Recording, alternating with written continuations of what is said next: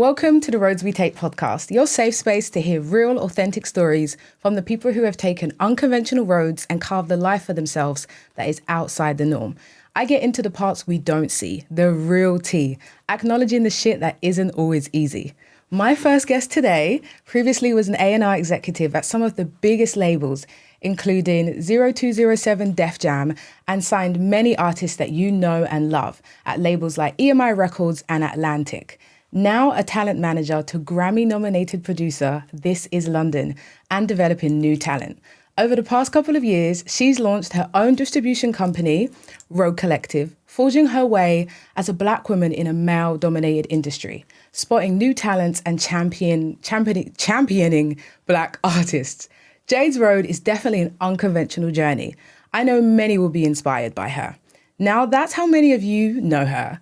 But I know her as my sister, someone whom I shared most of my formative years with, full of childhood memories and moments. Welcome, Jade. How are you doing? I'm good, man. Wow, that was a very, very delightful introduction. Thank you, sister. We have to, man. I mean, you've really been doing the thing. And I'm just so happy to have you here. Thank you so much for joining me on my first podcast episode. I'm so proud of you. I'm getting like the nervous itch on my ear and everything like that. But I'm just so excited. And I just felt like first person for my first episode, it had to be you. Like, you just make so much sense. And I just want to learn about your story. Like, what have you been up to this week? Man. First of all, I'm so proud of you. Like, I'm so proud of Thanks, you. sis. I know you've been wanting to do this for a minute, Yeah. and I know that it's going to be so incredible and inspire so many people. So, yeah, thank you for making me your first guest. It's an honor. But yeah, I think, this week, what have I been doing? I think I've been in the studio every day. Yeah, it's been a bit mad. London, one of the talents I work with, and is also a business partner. He's in London at the moment, so yeah, we've just been in the studio every day working on new music, literally in the studio till like 2 a.m. every day. So yeah, it's been a lot, and in between that, doing meetings, physical meetings, Zoom calls, all of that, just usual stuff. But yeah, I'm grateful. And then outside of that, just trying to keep taking care of myself. I've been doing Pilates lately. Love that. Woke me up at 7 a.m. the other day to go to Pilates. Crazy. It was, but we mad. did it. We did it. So yeah, I'm good. I'm grateful. Amazing. Great. So I really want to get into your journey and who you are. But before we get too deep, let's keep it light. Tell me, obviously, you work in music. What's the music you're loving at the moment? Any new projects that came out, new artists? Yeah, actually, I'm in love with Daniel Caesar's new album. It's hilarious because Son of Spurgey, I think it's I think that's it. Yeah. I was going to say I don't know what it's called, but there you go. That's probably my favourite new project at the moment. I've been rinsing out a lot. I just love the introspective writing. Who else am I really loving? K1's project, which I think came out earlier this year. What else?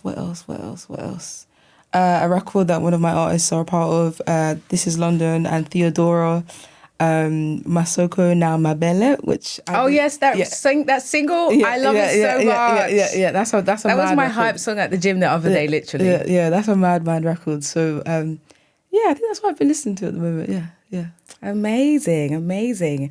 And are there any projects that have come out in the past that you just feel like you have such a deep emotional connection to? Ooh, yes.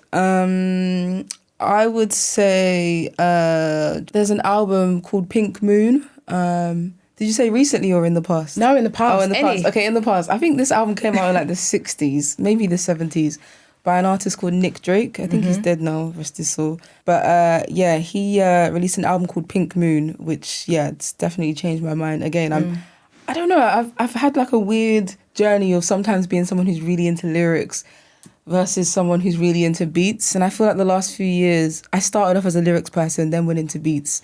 But now, over the last 5 years, I feel like I can feel myself going back into becoming more of a lyrics person. And that album by Nick Drake was, just the lyrics moved me and it's definitely changed my life in many ways that are related to a lot of personal experiences that I've had over the last few years. So yeah, I'll definitely say that album. I would also say Kanye West, Graduation, like that Of album. course, Yeah, yeah. And I remember that one at home. Like I remember you playing that top to bottom, back to front. That album actually, out of every album, probably changed my life completely. It made me just, see rap music and just music in general in a whole new perspective. I just think the power that music has to make us, I guess, think beyond ourselves and, really be able to just be so imaginative with what you can do with yourself and with life, if you know what I mean. So yeah, that album was, definitely like my most life-changing album ever. Yeah. So, yeah. Man, oh man. We love the old Kanye. We love the old Kanye. Yeah. So like I said, I remember growing up, us together in Canvey Island, Essex girls. Yeah, Essex girls, man. rapping. Yeah. Crazy. And just thinking about our childhood and our home and music, like I said, remembering growing up, hearing you bumping Graduation and just many other records. Yeah. I want to know, what was your earliest memory at home with music? What do you feel like? How could you describe that environment with our parents and just that? What do you remember? What are some songs that you remember hearing, genres? I think you'll probably remember this as well. Kylie Minogue. Yes. What's the song called again? Cause can't get you out of my head. I think I was singing different ones. I think I'm singing the other one. Yeah. But But that one, I just remember Mum playing it on the massive CD player that we had. Yeah, and that was like on the glass cabinet. Yeah. That was one of her favourite songs. And I don't even know how old we were. We must have been, I don't know if we were early teens or in the late, 8, 9, 10s. But I just remember that song playing and just Mum always dancing to it. Yeah. What else? Yeah, Whitney Houston, Celine Dion, Queen, the Beatles. Right. This is what I remember. Queen, the Beatles, Michael Jackson. Michael Jackson, of course. And a little bit of Stevie Wonder. Not loads, but enough that we got exposure. Even just other funk and soul artists like Aretha Franklin. Again, not they were playing their whole discography, however you say that word, at home. But exposure to it, I feel just so eclectic. Do you know what I really remember? Louis Armstrong. Do you remember the Christmas song by him? That to me, that Queen, Michael Jackson, and then classical music. What was his name? Andrea Bocelli. Listening to that, and then too eclectic. The girl who was in the choir, Charlotte. I forgot her name. Church. Yeah, I think. Church. So then opera music, the eclectic household that we grew up in. And then Dad would listen to some country western country and music. western. I always tell people, if you grew up with in our home, you'd understand why we have such eclectic taste. We listened to it was everything. And then obviously we're growing up watching TV, watching MTV, hip hop. I adored Southern hip hop. Nelly, I always say Nelly was my first ever crush. At 7 years old, I got the Nellyville album. What was your first CD that you bought? Was Nellyville. Well, Mum bought me that, and I always say I don't think she understood what she was getting me. I don't think she knew what they were saying on it, all of the content. But for me, that is why I always say Southern rap is my favorite genre of hip hop, or sub-genre of hip hop. Mum doesn't realize when I asked for that album with his little white sticker on his face, that changed my life. I feel like my first album may have been Justin Timberlake, Justified. Oh, yeah, because that was the one from the early 2000s. Yeah, so I think I probably was 11, because I was 93. I was probably at 11 or 12. I don't know. I can't remember what year it came out. And then I think my first single CD, I think it was Liberty X. What? Wow, you're really going back.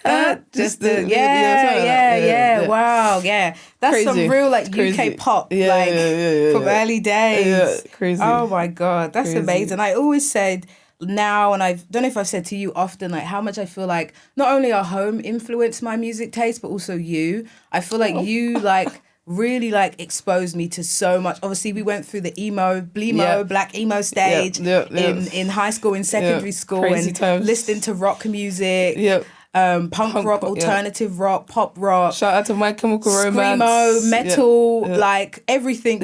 From My Chemical Romance to Taking Back Sunday to Hadouken, Panic at the Disco. That's when I started getting into Slipknot at one point. A little bit of the metal stuff. Yeah, and then slided in there. Yeah, literally. And then obviously, just growing up in the UK, electronic music, EDM, is just so impactful and prominent. So loving a little bit of EDM, a little bit of house, a little bit, like just everything from grime, hip hop. Yeah. But something you may not have known. I don't know if you know this, but something that really helped me just completely immerse myself into music. I think you was the person in the house that downloaded Spotify on our desktop computer. I was going to get into this. Okay. Well, not that I was the person who downloaded it. I forgot that. But it was me, because I used to be on those big brick computers. I used to be on them and just download shit. I was giving us viruses all the time, LimeWire, everything. I used to download. But I did download Spotify. It. So listen, we're talking to a music aficionado, an expert here. But it was me when I was probably like 9 or 10. I don't know what year it came out in comparison to our age. 2008, I think. Yeah, how was I? 2008. So you would have been around 8, because No, I was 13. Yeah, okay. So, which is crazy. I feel like it was way earlier than that. But maybe I'm wrong. The fact that I downloaded that, I'm just saying, this is my shout out to myself. The fact that I downloaded that and it heavily impacted you, like, wow. And that's one of the questions that I did want to get into. So that's great to go from here. Yeah. How do you feel like I was going to say, was there a person or technology that impacted you? So you said Spotify. How did that influence you? Yeah, I think that for me, I mean, streaming has definitely impacted musicians and the music industry in some great ways, but in also some not so great ways. And this was streaming before the bad.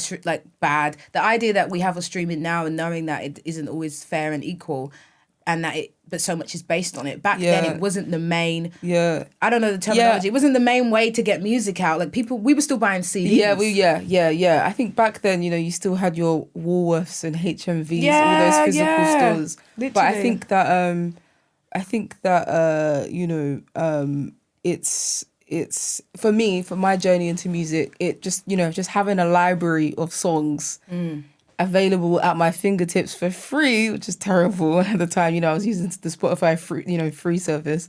Listen, an ad is an ad. Some people don't care. It's okay to use the free service. I know, but for premium, artists, but back then when we were using it, okay, like, got us where we needed to go. It definitely helped me in just being able to have a free library of music, and I think it just really allowed me to just explore different genres. I think I started slowly coming out of my emo phase, and then I started slowly getting into like 90s US hip hop.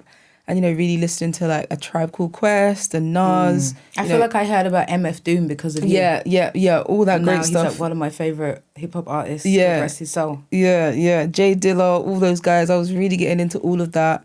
And I feel like, from listening to that and realising, just being a geek and really studying the music and then realising, wow, a lot of this is sampled from jazz from way back in the day, Miles Davis and all those guys. So then I started listening to that sort of jazz music. And then, like you said, in the UK, just electronic and dance music in general has always been super prominent. So, just then starting to listen to that side of music. But it was more so, I guess, as I got older, listening to UK grime and UK rap, and then going to uni, and then like the Soul Action era was prominent then, and the SoundCloud era in general. So I was really listening to all of those guys, like Kate Tronado when he first started out, Taku, Hudson Mohawk. Funny enough, Dijon when he was still part of that duo. I can't remember the duo's name, but incredible. And then just getting into R&B, because a lot of that time, like the Soul Action era, they were like sampling and fusing a lot of like R&B and electronic sounds together, and then getting into Afro beats. And obviously we're Nigerian, I didn't really like deeply start listening to Afro beats probably until I've been listening to Afro beats since actually a long time, since I was like 16. That's a lie, but I think that I didn't start becoming obsessed with it, where it was at one point it was all I was listening to until I'd probably say like 2017, 2018. So I think just from that, just my journey of Spotify and just discovering different genres and just being so excited about music and just being like, wow, the way how the drums are on this type of sound, or the way how the songwriting is in this type of sound, it just made me just appreciate everything. So that's kind of like what's really helped me to just have like a super wide taste in music, like, And then, getting into the likes of your Tame Impalas and your James Blakes and people like that. So yeah. Amazing. Like, I just love the fact that technology at that time that was new allowed us to explore and be exposed to so much. And hearing that it had such an impact on you as well is incredible. And God, man, like, I'm grateful for technology when it wasn't getting too crazy. Yeah. Gosh. So talking of, you said about you started getting obsessed with Afrobeats. Do you remember one song from that era in your life when you were really getting into it that you were just obsessed with at that time? That even to this day, when you hear it, you just love it. Doesn't matter if the fact that it's 15 years old or... This is so funny, but there's a song, I can't remember what it's called, but it goes, Atlanta, one leg up. Oh. That song is, I don't even know how old it is, and I don't even know how old I was. It must be at least a decade old. But that song, like, to this day, I'm still obsessed with it. Okay. So I'd say that record... I think I just loved the rawness of Afrobeats back then, And I think, you know, for us, like, growing up in the UK, that was like a window, I feel like, for us to really kind of just explore Nigerian culture more and more, so to speak. Absolutely, yeah. So I feel like, that record, what other records? I would say the early Rema records for sure, and obviously WizKid, you know, I think... But the Rema records weren't coming out when you were younger. Yeah, okay, you're younger. So younger okay, okay, younger, sorry, yeah. I mean, it's WizKid, man. It's WizKid's first album. Wow, like, you know, Don't Dull, the Superstar album. Pakurumo. Pakurumo, like, all of those. That's my one Afrobeat song that I'm obsessed with and can play it constantly. It just reminds me of when I first started listening to Afrobeats, but still just, it's like timeless. I would say, I would definitely say WizKid's first album. I would definitely say Burna Boy's first couple of songs, that Like to Party Tonight, all of those kind of records. And actually, shout out to the Ghana and Ozonto scene as well. Those early days really, really, really. God, that was everywhere. That was crazy. Yeah. That was crazy. Amazing. So, Gosh, it's crazy to think about. I'm one of those people that I can kind of measure where I was in life on, like, my outfits and the music that I was listening to. So it's really crazy sometimes to think about, like, when you say those albums or those songs, I'm like seeing that I'm taken back to that time in my life. Like, it's just, it's crazy. God, yeah. Time. So, I want to, obviously, you're here to get into your journey. We're here to learn about you and who you are. And I think we just got a great idea of your beginnings in music, you know, very lightly. You're my sister. So there's obviously so much more we could talk about. But I really want to understand you and your career, and of course, at some point, have you back to talk about us and our life. The deeper life stuff. Yeah, man. Like, I mean, just before continuing on, even just what you said about Afrobeats at the time, not just for anybody, like in the UK, it was a way for people to connect more with our culture. But then, it's particularly for us growing up in foster care, I think that was really one of the first avenues that we had to connect to 100%. Our heritage in so many different ways as well, but that for sure. So definitely got to come back to that at 100%. Some point. But next I want to get into our next segment and the chunk of the show, your RLT, your road less traveled. That's what we're going to call it. Come on. RLT is kind of giving BLT, but it's not something you can eat. Let's dive into it. So, I just want to know about your road less traveled. I want to know about how you got from where you were, formative years, to where you are now, but like the middle, like the inner bits, you know? And so did you ever think about this journey that you're on now in the past and think about, like, what I want to do? Like, what drew you into it, I guess I would say? Like, you didn't take an easy route. What drew you to working in music when you could have chosen something safer, more comfortable? Like, I just want to get into that mindset of not necessarily who inspired you, because I definitely want to get into that more. But, like, what do you feel like was like, I got to do this? So I think for me, ever since I was a teenager, I had always felt like I was different. I think, the fact that, we're young, Nigerian, we grew up in Essex, Canvey Island to be specific, and we grew up in foster care. Just from that alone, I just felt like, okay, we're different, And I had always, I don't know how, but I had always realized that through being different, that meant that I had to, like, I couldn't do like a normal 9 to 5 job. I feel that. You know What's the point of having all of this origin story and being every day? Yeah, not wrong with being every day, but it's like there's more. I relate to that so much. Yeah. I think, just the different influences that we grew up with and the fact that our upbringing was so different. I think that alone, just our lives in general, I was just purely inspired by that, as strange as that sounds. And I think that, the marriage of, discovering and exploring music, all of that as a marriage together. And it's funny because I've never really thought of it like that. But now as I sit here reflecting on it, I genuinely feel like all of that, our life experiences, paired with the exploration of music is actually what's got me here. Yeah. And I always say to people that in a strange way, music brought me home. And so let me just go into it. So basically, I think for me, I went to uni. I studied economics and politics at DMU. To get to that. Yeah. But I think what made me think, okay, a career in music is possible. It's just I just became so obsessed with music that I couldn't see myself doing anything else. Yeah. I couldn't see myself doing anything else. And I just thought, okay, how do I actually want to spend my time alive? But before you go on there, because I want to get into all of that, a question that comes up, and I think a lot of people would be wondering, like, okay, you said, I know that this is something that I want to do. Yeah. I just can't do anything else.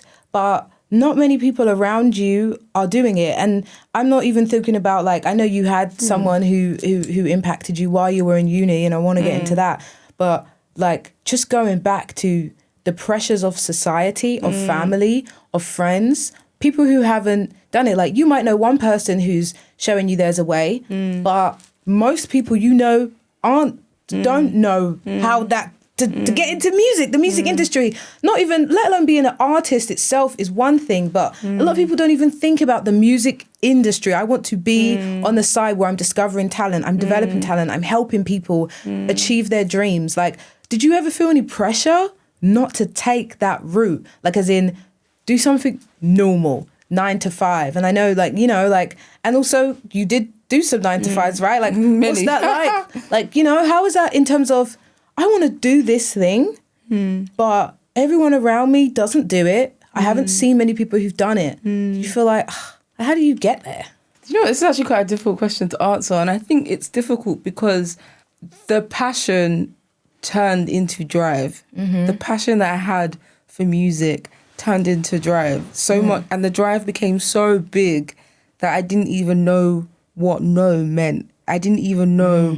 I didn't even know what you can't do that. It's not possible for you. You don't have the right connects. Just, I don't know yet. I got to figure this out. Yeah, I just amazing. Yeah, I didn't know any of that, I think, the music industry is so hard. And I think most creative industries are extremely hard to get into. We all know that. But I think when you're really passionate and your drive is through the roof, you can figure it out. You've got to find a way. You will literally find a way. Yeah. And I think, I don't know when I read it, but there's this book called The Alchemist. And, this book called The Alchemist is like one of the world's most famous books. But really anyone should read it. Like, it is so inspiring, and it really gives you a push to go and create the life for yourself that you want, for real. Yeah, I think, I can't remember when I read it, but when I read that book, that book, like, it's like I kind of already knew it. But sometimes you just need to read it. You need to see it. You need someone else to tell you. You need someone else to tell you. So that it will just click in your mind. And I think when I read that book, it was like, oh, you can actually achieve anything. Like, if I wanted to become Prime Minister of this country one day, if I genuinely, passionately, deeply wanted to, I could. There's nothing nobody could tell me. It's now just about figuring out how to do it. And I think, what the book basically says is when you want something really bad, the universe conspires to making it happen for you. And in my case, it's God, because I rock with Jesus. But I think, it's the same principle that when you really want something, if something is deeply in your heart, if that's your heart's desire, God is going to bring that to fruition for you. It's just for you to figure out. That doesn't mean it's going to be easy. Yeah. It could take 2 years. It could take 22 years. That's just the reality, you know? But it's possible. Yeah. And I always think about, like, isn't it like the man that started KFC and McDonald's, weren't they in their 50s or something like that? They were old, definitely over middle age. Yeah, and that just always inspires me because it just makes me think, you know, kind of going off a bit, but even, you know, you can even start a second life, you know? When I'm in my 40s, I might decide I might want to do something completely different. And again, it's like starting from scratch. Do I know people how to figure it out? But I think, you know, ultimately that is what really helped me just break into the music industry and get my dream job. You know, A&R was my dream job that I realized I didn't even know it was a job until I was in uni. You know what I mean? So just like I was studying economics and politics, just doing my thing. I had no idea what I wanted to do with my life. I got I just scraped a good grade in uni. I got a 2-1, but I just scraped it. I was close to getting a 2-2. Yeah. But yeah, I just think, man, just that passion and drive, it just helped me to, I wasn't thinking about, I don't know anybody, or, this is so hard to get into. I was like, I can't see myself doing anything else. You have to do it. I have to do it. Like it's like air. Like I need it. I need and there's that. there's a level of confidence there that some people are like, oh God, like but I'm not like that. I don't have that, but I do have it. But it's not always about, okay, the confidence is there, but there's like a thing in you that you want to achieve, that you believe in, and you just have to go for it. And, you know, a lot of people would say it's confidence and some people would be like, it's delusional. But like you said, if you want to be the Prime Minister of this country right now, if you want to go and do this, if you want to achieve this. Even that sounds like, delusional. You have to have, but like the people who get there. And I always say that I feel like you do have to be a mixture of a little bit of delusion, confidence, fearlessness to achieve these big goals, to especially with no guidance. So I want to know, I want to get into any like stories that you have about being a little delusional, a little crazy. Has there been anything that you've done in the pursuit of this career, of this dream job, to just get your foot in? Is there anything that you did that you're like, that's insane, but like any story times? Ooh, child. I mean, where do I begin? I think, the passion and drive then turned into action. So, just really wanting to break into music without having any experience. I think, and the journey of even discovering, you know, what an A&R role is. Shout out to my friend Yinka, the incredible producer, also known as /. I met him in uni and he was like, I want to be an A&R. And I was like, huh, what's that? And then, I just kept looking up. I was like, I want to be an A&R. That's my dream job. Finally, I figured out what I want to do with my life. So I was in my first year of uni, so I still had 2 years left. I was like, okay, cool, I might as well finish uni. People say it's good to have a degree in the back pocket, so cool, let me finish it.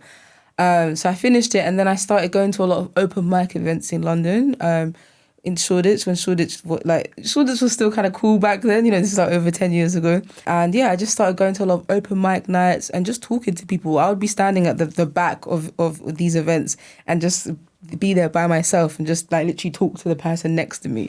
And sometimes it was just people who were just really into music and they were just going as fans of music. But then I would end up like randomly meeting people who were I run this event, or I'm an artist, or I look after this producer or artist, and so on and so forth. So I think really just like starting to build my network just by going to events and just hanging in the back and talking to people really helped. But I was applying for a lot of, that helped build my network, but it didn't help me get the job.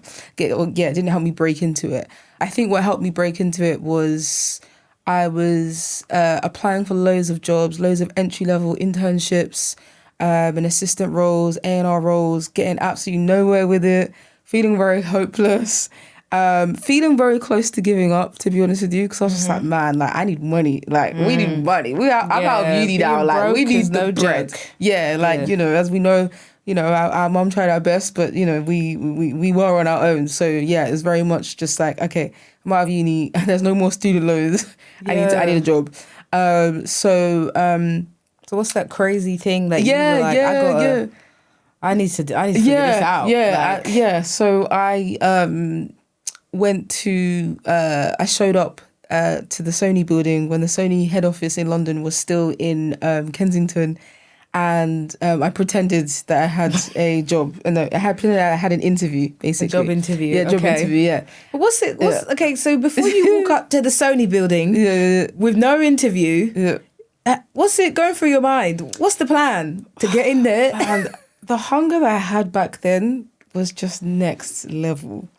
In my mind, I was like, I need to figure out how to get a job. And I think I saw somebody do it many years ago and it went viral. And then you always hear those stories, like people in Hollywood. Shout out to that person. I went out here and I went out to this person and I told them I pitched myself. So the movies as well, I feel like influencers. No, shout out to that person. I don't know who he was, but I think he was... I think what he did is he would stand in Victoria Station with a sign saying, "Hi, fresh graduate, take my CVs," or something like that. I just thought, wow, I've just got to do something as crazy as that. So I showed up to the Sony building and because I was losing hope, I was just like, I'm applying for all these jobs, nothing's happening. So what if I just like show I'm really hungry by physically showing up? Yeah. So I went to the Sony building, lied to the security guard downstairs. I was like, oh, I've got an interview. And then he was like, okay, cool, sign your name here. Then he sent me up and then this is where I messed up. I got to the reception desk and they were like, hi. I was like, oh, I've got an interview. And they were like, who with? Didn't really plan ahead, and I didn't research a name of someone that was working there. You got in the door. Imagine if you But the fact you got there to that point is crazy. And I didn't feel embarrassed. Yeah. So I was just like, oh, I can't remember his name. In fact, it was a generic email that came through. I can't remember his name. Yeah, I was like, it's a generic email that came through. She was like, okay, cool, take a seat. 5 minutes later, she was like, I think she clocked. She's like, this is fraudulent. This is fraudulent. So she sent the security guard to escort me out. And he was like, you lied to me. I was like, no, I can't go. I have an interview. It's really important. They told me to be here. This is really important. This is a really important career moment for me. And they escorted me out the building. Frantic. And I just, it was very frantic. But and just life went on. I didn't get absolutely nowhere. I didn't get anywhere with it. But, that's the hunger and determination that I had. Yeah. So you took a chance on yourself. Yeah. You didn't research. The story from this is be bold, but be prepared. Yeah. Let's have a little bit of research, background knowledge. But exactly. That's crazy. Like that's amazing. And like whenever I hear that story from you, because I was really like, man, people need to know about this. Yeah. Whenever I hear that story from you, I don't remember you doing this when we were. I don't think younger. I probably spoke about it at the time. Like I'm like, when the hell were you going up to offices acting crazy and trying to get interviews with no appointment? It was mad. Like. Just insane. It was mad. Oh my God. So then eventually you do get into A&R. Yeah. Take us quickly through that timeline of you finally get an A&R job. How did you get it? What role did you start with? And to up until, like I said, you ended up being an A&R executive at the UK's Def Jam wing. Like how did you get in the A&R world? So I think I finally got into it through, so the Sony situation failed. And then I was just DMing loads of people on Twitter and messaging people on LinkedIn. Hi, can we go for a coffee? Hi, I'm looking for mentorship. Hi, I'm looking for a job, just going crazy with it, not getting anywhere. And then this really kind lady called Sylvia, who I haven't spoken to years, but incredible woman. She replied. She was one of the very few people that replied to me. This is after I graduated uni in 2015. So for 2 years, I was applying for a job and not getting nowhere. And in that time, I was doing music. You were able to get jobs in other fields to get some money, but not. So for 2 years, I couldn't get a job in music. So because I needed money, I was just doing receptionist and admin assistant roles at non-music companies just to, have money basically. But within those 2 years, I still kept applying and messaging people. And then, this amazing lady called Sylvia, she got back to me and she really helped me to flesh out my CV. And she was like, oh, you say you love music, but there's no proof on this that you love it. So I was like, okay, cool, say no more. I started my own blog back when WordPress was still a thing, just writing about music. And then I used to write for a magazine called Gigwise, and they would send me down to shows, and I would review shows for used free. To go to that, and I'd be like, that's so cool, you're going to free shows. What with your press pass? Yeah, exactly. Crazy. And they would send me albums a week before the album would come out to review the album as well. So I remember reviewing some people's dream. Yeah, you were literally hearing things early. I remember reviewing James Blake's album early, Aluna George, all those things, all those incredible artists. And then, she really helped me. She helped me do up my CV. And then, I finally got a marketing internship role at BMG Records. And that was in 2017. No, I think 2017. So that was like my first foot into the music industry. I did that for a year, working as a marketing internship. And then when I left there, I was like, okay, well, A&R's still the goal. I'm just doing this to get my foot in the door. You've got just honouring the journey. But that's it, step by step. Yeah. Let me get in here and then get to the next stage. Definitely. Yeah. So doing that and then being like, okay, I'm going to talk to everybody in this building. I'm going to become friends with everybody. I'm going to become really close with all the A&Rs. I'm going to let them know that my taste is impeccable. My music taste is impeccable. And one thing about you, you're a socialite. Yeah. You're a people person. Yeah. Since I was like people 14. be saying that I'm chatty at the people person. I always say, meet my sister. You are the true. I don't know if you're as extroverted now. As we get older, we're a little bit more now. Yeah, but you really used to be that girl. Yeah, I was that girl. Everybody. Yeah, you could go in a room and talk to everybody, and they would all love you. That and your music taste. So it's like cats in the bag. Yeah, and I think we got this. Yeah, and I think that's what A&R is, right? Like being super sociable but having great music taste. And I think I've always been like a people's person. I'm definitely a bit more chill now, as you say, you get older. But from like age 15 to like 27, 28, I was just, insanely sociable, insanely extroverted. I think I'm just the kind of person that's like super inspired by people and good conversation. Yeah.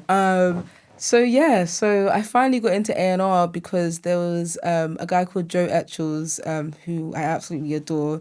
He took a chance on me, basically. I used to work with him at BMG when I was interning there, and he randomly DM'd me on Instagram and was like, oh, hey, Jade, I'm at EMI now. I used to at BMG. We're looking for a scale. Would you be up for it? And I was like, whoa, huh? And then we met up. We went Nando's, and he was like, oh, yeah, can you start on Monday? And I was like, whoa. When opportunity comes knocking, but all the groundwork that you laid before that, of just loving music, and I know you were obsessed. Like you were listening to music, and to get in that room, in that building where you're working with people, and to have that taste. Before that is years of listening to music, years of being obsessed with lyrics, music composition, learning about all of it and the industry, and then getting into that room and into that building. As you're doing the internship. And talking to people and to still believing in yourself, but you leave, you continue. And I'm just saying it in this way, like, Jade, that's like all the cliche things people say, like, even for a job, reach out to people on LinkedIn. I always say that to people, like, one person will respond. It was same for me. One person out of maybe even 100 will respond. And then you get in there and then you finish and someone who remembers you, remembers connecting with you, your conversation, your personality, and then is remembering that taste, and is like, okay, I'm looking for a junior A&R, A&R scout at the time. Just A&R scout. At the time, Jade, like when I say that to you in that way, like, how do you feel? Like just there, that's crazy. Yeah, someone finally reached out, and that was the beginning of your career as an A&R. Yeah, you finally got there. I think, life is so interesting because when you as years pass and you get busier and busier and you grow and evolve, you don't necessarily think about the humble beginnings as much. But like reflecting on it, it's just such a blessing. Like it's such a blessing. But I think for me, as those kind of moments kept happening throughout my life, it just constantly reinforced, the idea that, anything in life is possible if you just keep going. Yeah. If you want it bad enough, it will happen for you. If you have the right heart, you have the right attitude, it will happen for you. You always just have trying. I'm always saying, like, you have to keep trying. Like, it didn't work out this way. Yeah. How do I do it this way? Yeah. Like, it's faith. It's a blind faith. This might be a failure now, but what did I learn? How can I take this and continue on? And what are the lessons from this? It's like, like, it's just so much. You got to apply yourself, as Mum would say. Like, you have to apply yourself. I think that's it, man. I think it's literally a blind faith. Everyone around you does not understand. Like everyone around you does not get it. Yeah. But it's as they say in the Bible, the faith the size of a mustard seed. Like it's mad. It's mad. Like it's mad. Like someone DM'd me. That's how I finally got the job after years of grinding. But it's the preparation. What's that saying? When opportunity meets preparation or something like that. Yeah. And I think it definitely was an example of that. Because when he DM'd me, he was like, oh yeah, I remember you having really good taste and being good with people, and that's half the job. Yeah, I remember him actually saying that. So yeah, I think getting myself out there and being friends with everybody in the building when I was at BMG just really helped And me. that's so validating, because you really were just being yourself. Yes, yeah. And it worked for you. Yeah. So then you get into the role. Take me through let's do a timeline first, so we can just kind of like, let's zoom out before we zoom in. Just do a timeline as you get the A&R scout job. What comes like next, like in terms of just what's the next role? Yeah, so I think for you, obviously. Yeah, so I think what happened was I was an A&R scout at EMI. It was called Virgin EMI at the time, which is under Universal. So I was there for I think about 2 years. Yeah, I think maybe like 2.5 years. And within that time, I got promoted to A&R manager. It was incredible, working with lots of incredible artists. And then I left there, and whilst I was there, I started getting into talent management. So outside of my main job as an A&R manager, I was also managing artists on the side. And again, that was literally something that, I didn't even know what being an artist manager was. I had never heard of the role, but just, within the job of being an A&R, just meeting lots of artists. And a lot of the job is helping artists for free that you won't even end up signing. It's just, you have to be someone who wants to help. You have to see yourself as an artist helper, I think, in order to thrive as an A&R. And I think I was doing a lot of that. Willing to do work with like maybe no reward. Yeah, literally. But then it was like this internal reward of like playing this small role in helping an artist get from A to B. That's what matters to you. Yeah, you exactly. want to do this. Yeah, exactly. So I think I was just helping out a lot of artists, and that led to artist management, basically. So I was doing that side by side, and then I left, and then I went to Atlantic Records. And I was there as an A&R manager. I was there for a year, and then I left there. And then I went to 0207 Def Jam, and I was there for I think a year and a half. And I left literally this time last year, November last year. I remember when you started at Def Jam though, like that was the I think the biggest job within the record label system that you had, like as an A&R it was kind of exec. because it was kind of like an international role. So I was talking a lot to the US team as well. And just kind of being across, traveling. Traveling a lot. Yeah. I was living in America at that time, but I feel like you were coming to the US so much, like New York, LA, definitely. So much at that time. Yeah, I'll definitely say within that role, I was going to the States a lot more, and I think within all of the roles, I was traveling a lot to Lagos, especially, everywhere, Paris, Lagos, but I would say especially Lagos, just going there a lot, many times throughout the year for like the last 7 years or so, just really, building relationships. So it's been a crazy journey. It's been a really crazy journey. So wow. Yeah. So you go through the A&R journey, and now, like we said, you don't work as an A&R anymore. All of the experience and the lessons and the skills that you've learned from that, you are now fully a talent manager, and also you started your own distribution company. Let's say music company. Because there's like a couple of arms to it. Yeah. So, and you're developing some new artists, but one of the main artists that you work with, like I said, Grammy-nominated producer. ThisizLondon. Shout out to you, London. Tell me about how you met him.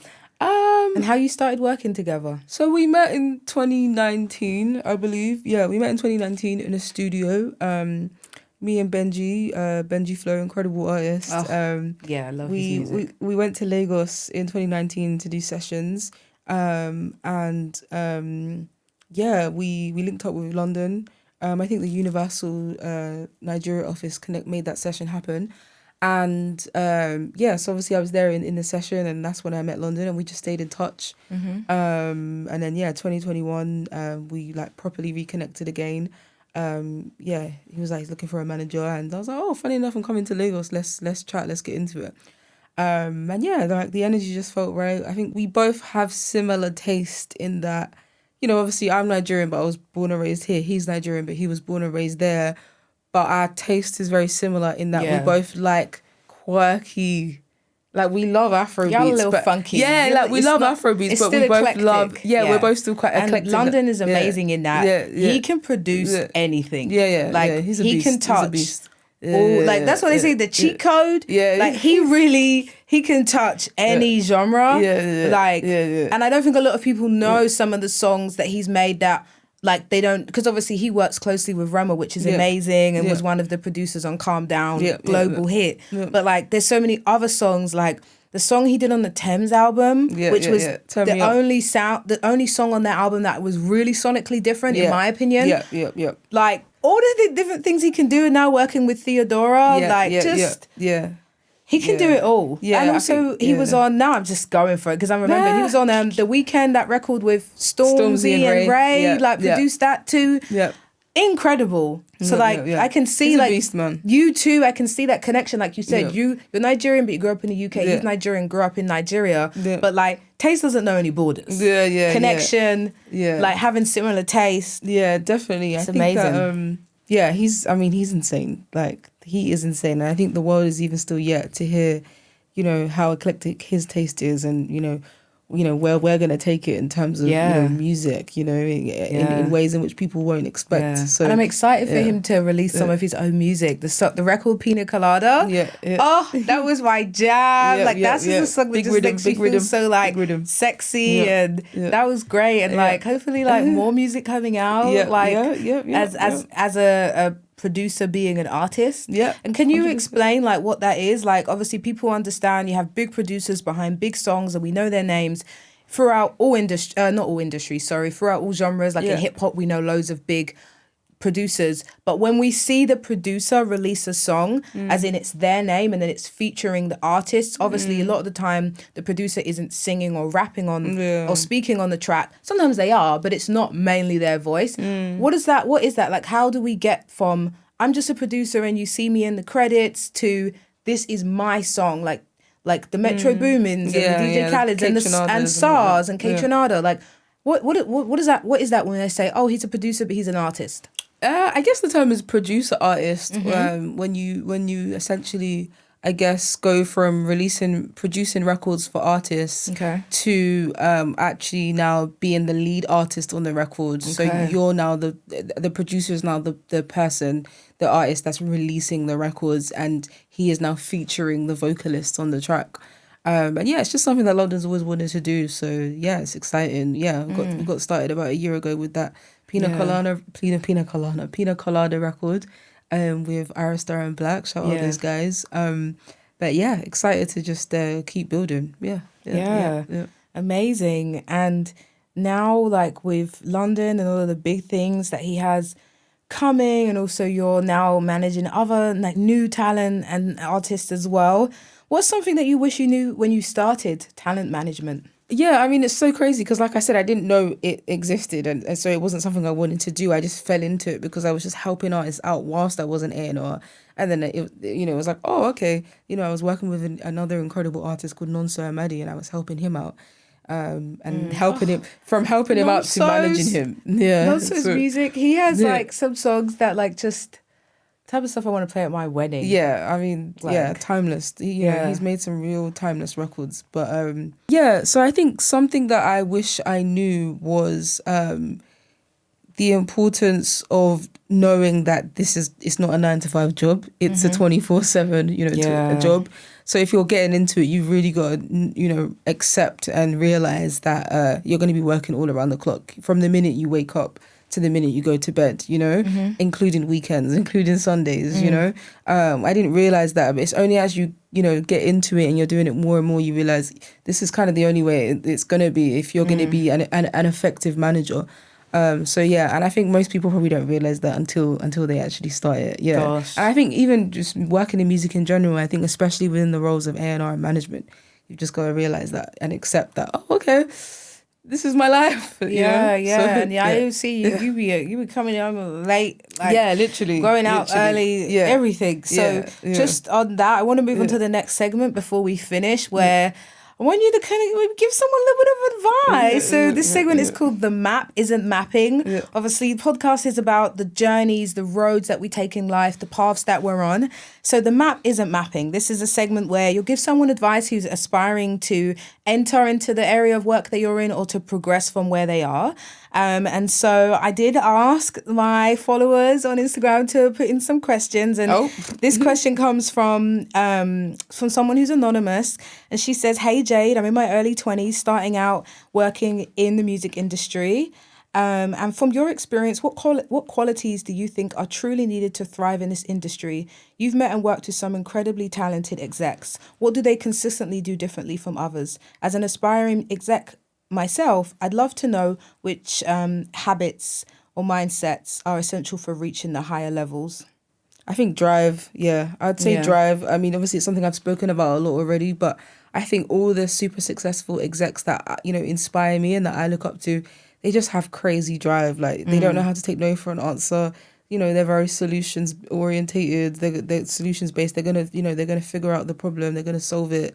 And they're going to make it happen. They're going to make it happen for their artists. So I think you've just got to be super driven. And I'm not sure if drive is something that you can teach. I think it's got to just come from you being so passionate about something that you can't listen to anybody else. You've got to make it work. Amazing. You know what I mean? I want to try and get to a final question because we do have to wrap up. And so I wanted to ask, realistically, this is another question as well from the lady who sent the question in. How long does it take to start making real money as a talent manager? Ooh. And so obviously this is a deep question. So I want you to try zoom out. Yeah. And maybe let's go from when does money come in? Yeah. Because, there's a certain time. Yeah. Is it the successful record? What is it when money comes in? So I guess, I could probably speak from a few other people's experience, but I'll speak mostly from mine. I think, I've been working as a talent manager since 2019, 2020. And I think I only really started making money from it in 2020, end of 2023, I believe. So that's 4 years. Yeah, about three to 4 years. Let's say 3.5, because it was end of 2019, So just going and going, no money. It's different for everybody, obviously. So keep your day job while you're doing it. Yeah, exactly. Remembering I was still working as an A&R, doing this. But I think that it really helped me to, be able to keep going and see the vision out. But I think, you can make it sometimes through whether your artist, has a record that blows up, or if they become a touring artist, or they end up working a lot with brands. It's difficult to say because every artist has a different growth journey. So definitely. Yeah. Amazing. Yeah. Like, I think that is some advice that anyone who's going into that industry could definitely take from that. And even for me too, to just have that drive. Stay the course, man. Stay the course. God, yeah. Stay the course. So as we wrap up here, I just want you to think of maybe a couple of words that you would say to yourself if you went back 10 years. You know where you're at now. You know how you've got there. You know what you've been through. Jade 10 years ago in 2015. What you saying to her? Just a short sentence. What's that? Push, advice. You gotta make it, baby girl. You got it. What are you saying to her? I'm saying to, Jade 10 years ago, so I would have been 22. Wow. That was me just coming out of uni. I would say to myself, buckle up and enjoy the ride. Okay. Because you are about to go on an insane ride. Yeah. Where you're going to have the craziest highs and the craziest lows in your personal life as well as your professional life. Yeah. But just buckle up, keep the faith. You will prevail. It's going to be beautiful. Yeah, it's going to be a bit painful, but it's going to be beautiful. Yeah. Oh, man. Thank you so much for coming on to my first ever episode of the Roads We Take podcast. Sis, I just feel like we could have kept going and going and going and going. So you need to come on for a second, third, fourth episode. Absolutely. There's just so much. Tell us where people who are listening can find you and follow you and what you're getting up to. Yeah, I guess, follow me, Jade Busola, on all socials, Instagram, TikTok, so on and so forth. And follow our new company, Rogue Collective, Rogue, ROGUE Collective CLTV. We shortened it. So. Okay, we've shortened it down. I'll make sure to add it all. Rogue CLTV. Well, that is a wrap. Thank you so much for watching, guys. Make sure to subscribe to my new podcast. And we'll be back soon. Peace out. Bye.